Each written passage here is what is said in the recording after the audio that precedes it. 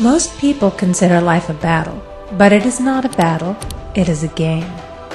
It is a game, however, which cannot be played successfully without the knowledge of spiritual law. And the Old and the New Testaments give the rules of the game with wonderful clearness. Jesus Christ taught that it was a great game of giving and receiving. Whatsoever a man soweth, that shall he also reap. This means that whatever man sends out in word or deed will return to him. What he gives, he will receive. If he gives hate, he will receive hate. If he gives love, he will receive love. If he gives criticism, he will receive criticism. If he lies, he will be lied to. If he cheats, he will be cheated. We are taught also that the imaging faculty plays a leading part in the game of life. Keep thy heart, or imagination, with all diligence, for out of it are the issues of life. Proverbs 4:23. This means that what man images, sooner or later externalizes in his affairs. I know of a man who feared a certain disease. It was a very rare disease and difficult to get, but he pictured it continually and read about it until it manifested in his body and he died, the victim of distorted imagination. So we see, to play successfully the game of life, we must train the imaging faculty. A person with an imaging faculty trained to image only good brings into his life every righteous desire of his heart. Health, wealth, love, friends, perfect self-expression, his highest ideals. The imagination has been called the scissors of the mind, and it is ever cutting day by day the pictures man sees there, and sooner or later he meets his own creations in his outer world. To train the imagination successfully, man must understand the workings of his mind. The Greeks said, "Know thyself." There are three departments of the mind: the subconscious, conscious, and superconscious. The subconscious is simply power without direction. It is like steam or electricity, and it does what it is directed to. It has no power of induction. Whatever man feels deeply or images clearly is impressed upon the subconscious mind and carried out in minutest detail. For example, a woman I know, when a child, always made believe she was a widow. She dressed up in black clothes and wore a long black veil, and people thought she was very clever and amusing. She grew up and married a man with whom she was deeply in love. In a short time he died, and she wore black and a sweeping veil for many years. The picture of herself as a widow was so impressed upon the subconscious mind, and in due time worked itself out regardless of the havoc created. The conscious mind has been called mortal or carnal mind. It is the human mind and sees life as it appears to be. It sees death, disaster, sickness, poverty, and limitation of every kind, and it impresses the subconscious.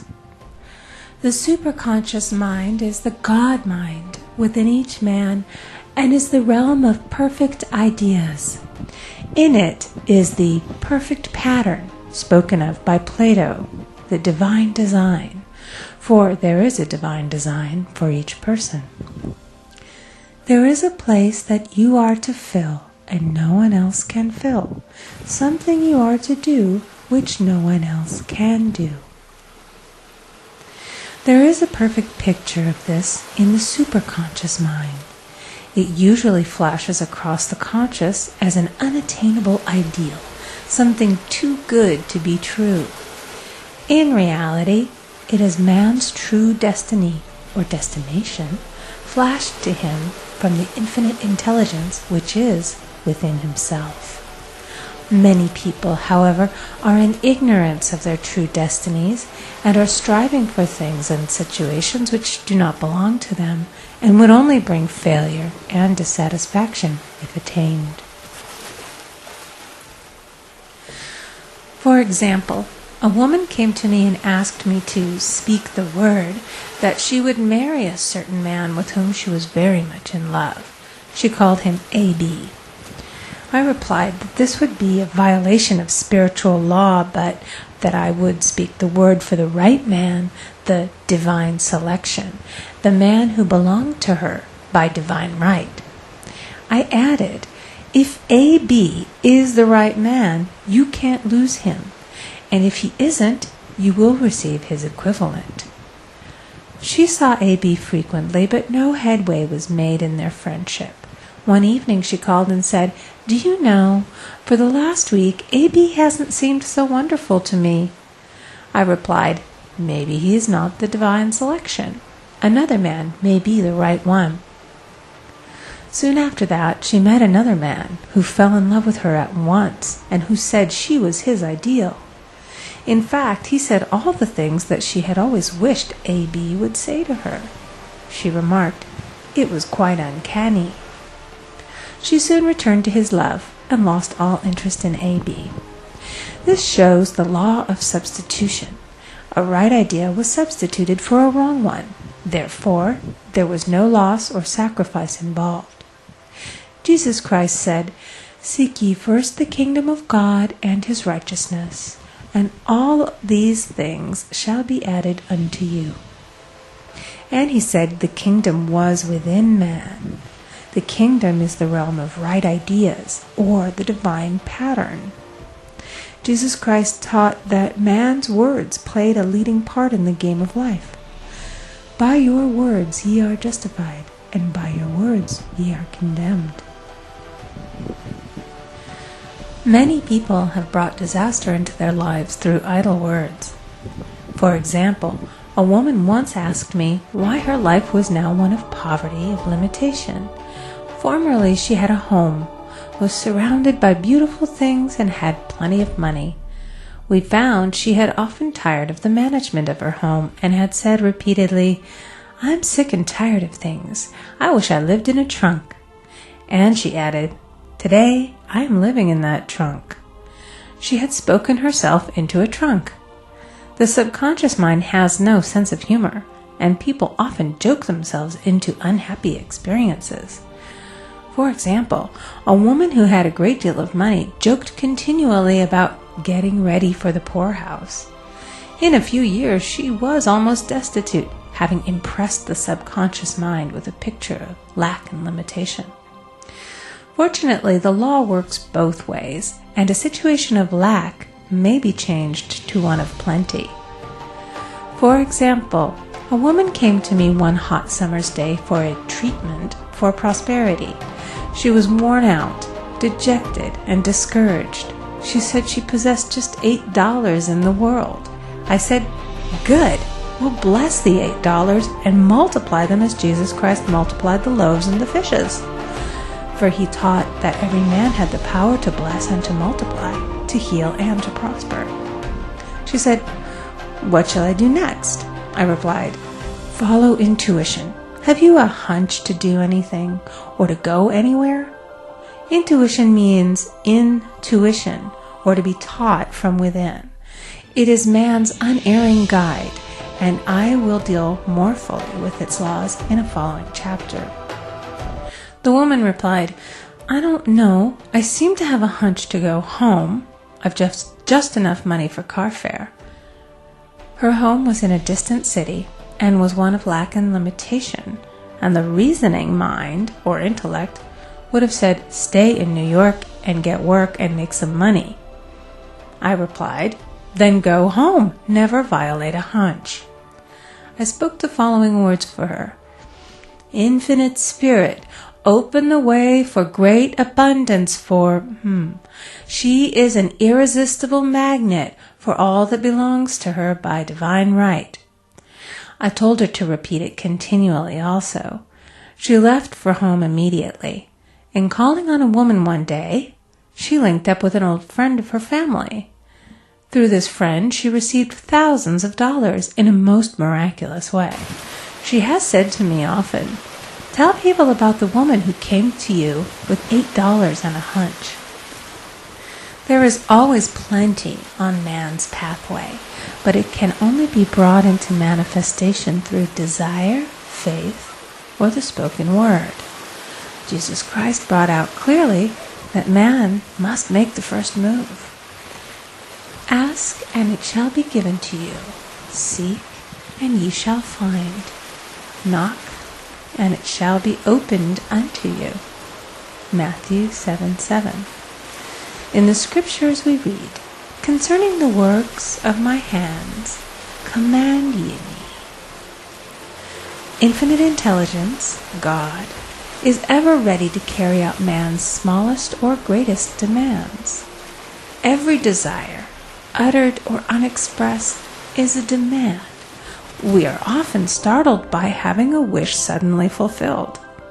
For example, one Easter, having seen many beautiful rose trees in the florist's windows, I wished I would receive one, and for an instant saw it mentally being carried in the door. Easter came, and with it a beautiful rose tree. I thanked my friend the following day and told her it was just what I had wanted. She replied, "I didn't send you a rose tree. I sent you lilies." The man had mixed the order and sent me a rose tree simply because I had started the law in action and I had to have a rose tree. Nothing stands between man and his highest ideals and every desire of his heart but doubt and fear. When man can wish without worrying, every desire will be instantly fulfilled. I will explain more fully in a following chapter the scientific reason for this and how fear must be erased from the consciousness. It is man's only enemy. Fear of lack, fear of failure, fear of sickness, fear of loss, and a feeling of insecurity on some plane. Jesus Christ said, "Why are ye fearful, O ye of little faith?" Matthew 8:26. So we can see we must substitute faith for fear is only inverted faith. It is faith in evil instead of good. The object of the game of life is to see clearly one's good and to obliterate all mental pictures of evil. This must be done by impressing the subconscious mind with a realization of good. A very brilliant man who has attained great success told me he had suddenly erased all fear from his consciousness by reading a sign which hung in a room. He saw printed in large letters this statement: "Why worry? It will probably never happen." These words were stamped indelibly upon his subconscious mind, and he now has a firm conviction that only good could come into his life, and therefore only good can manifest. In the following chapter, I will deal with the different methods of impressing the subconscious mind. It is man's faithful servant, but one must be careful to give it the right orders. Man has ever a silent listener at his side, his subconscious mind. Every thought, every word is impressed upon it and carried out in amazing detail. It is like a singer making a record on the sensitive disc of the phonographic plate. Every note and tone of the singer's voice is registered. If he coughs or hesitates, it is registered also. So let us break all the old bad records in the subconscious mind, the records of our lives which we do not wish to keep, and make new and beautiful ones. Speak these words aloud with power and conviction. I now smash and demolish by my spoken word every untrue record in my subconscious mind. They shall return to the dust heap of their native nothingness, for they came from my own vain imaginings. I now make my perfect records through the Christ within, the records of health, wealth, love, and perfect self-expression. This is the square of life, the game completed.